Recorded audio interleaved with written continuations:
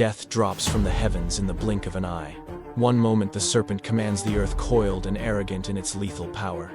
The next the sky falls. No fangs, no toxins, just velocity so pure it renders poison obsolete. Nature holds a grim lesson, for the powerful lethality guarantees nothing.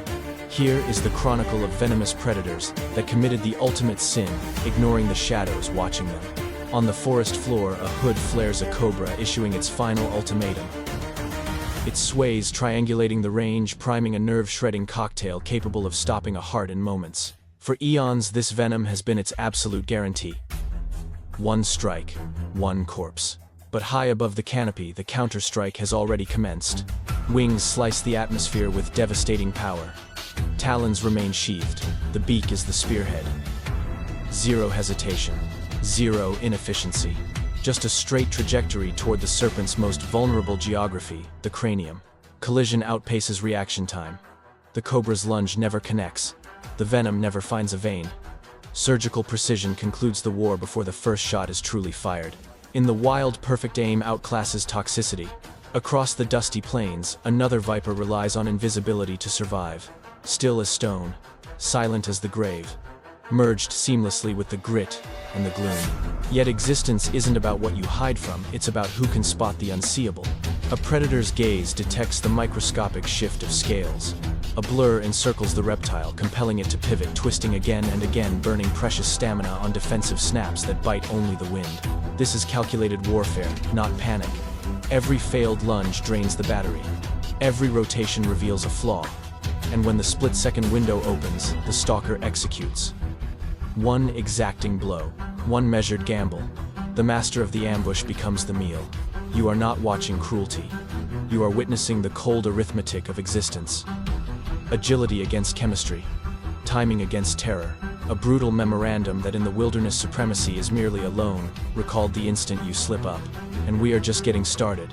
If you want to witness how the planet's most dreaded reptiles get dismantled by wit, reflex, and flawless tactics, do not go anywhere. The upcoming bout moves faster, hits harder, and forgives nothing. If the deadliest chess matches in nature captivate, you smash that like button, subscribe, and ring the bell right now, because the next chapter drags the war down into the dirt, where venom meets its match. Down in the dust, the rules of engagement shift entirely. Hidden amongst the fallen leaves, a silent assassin waits with infinite patience, its scales perfectly camouflaged against the forest floor as it watches for prey. Here, chemical warfare usually reigns supreme. Zero range. Zero exit strategy. Zero margin for fumbling. A solitary nip can trigger total system failure within moments. The snake understands this leverage perfectly. Huddled beneath the underbrush, the rattlesnake holds its ground. Its frame is a loaded coil, every fiber primed for a kinetic explosion. That buzzing tail isn't trembling with fear, it is a declaration of confidence. A siren warning that this boundary line has a price tag. But the adversary refuses to back down. Instead of a frontal assault, the hunter dances sideways, rapid, unpredictable, refusing to telegraph its vector. Every maneuver forces the viper to adjust, to realign, to burn focus, calculating the gap. The rattler fires once, twice heavy artillery, missing the target by mere hairs. Those millimeters are the difference between life and death. The mammal knows a secret: the reptile does not poison, is useless without delivery. Velocity denies the injection. Accuracy penalizes the mistake. The noose tightens. Stress mounts. The rattler coils with frantic intensity, muscles, searing reflexes, lagging just enough to be fatal. Its strikes devolve from calculated to chaotic. That is the green light. A feint, a blur, and a snap. The attack targets the brain case, not the body. The serpent flinches a fraction of a second too late. One solid connection destroys equilibrium. A second strike hammers the same spot. The dynasty crumbles in a heartbeat. The ambush specialist lies, broken, its biological weapon unfired. Yet muscle alone does not guarantee tomorrow. In a different arena, the scales tip once more. A new challenger enters, diminutive, reckless, and engineered for mayhem. This one does not dodge the bite. It invites it. Because certain beasts are born with a genetic ace, up their sleeve immunity. Toxins saturate the bloodstream, yet the engine keeps running. The aggressor charges through the chemical fog, fixated on the head, oblivious to the agony, indifferent to the hazard. The serpent's threat loses its meaning. the reptile's motor functions degrade, and once more exactitude finishes what toxicity could not start. Evolution does not respect reputation. It respects flexibility.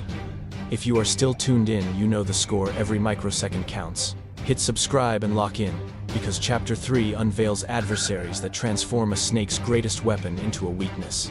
Some wilderness duels are not determined by velocity. They are won by sheer audacity. In this showdown, there is no stutter, no orbiting, no gauging the range. The hunter marches straight into the kill zone. The cobra responds instantly, hood expanded, torso raised, venom primed for surgical delivery. This is usually where the attacker dies. But this beast does not blink. The snake lands the first blow. A textbook strike to the chest. Poison injects. Pain erupts. Yet the predator plows forward. Not careless, relentless. Every moment it remains in the pocket denies the serpent the chance to recoil, to reset, to find space.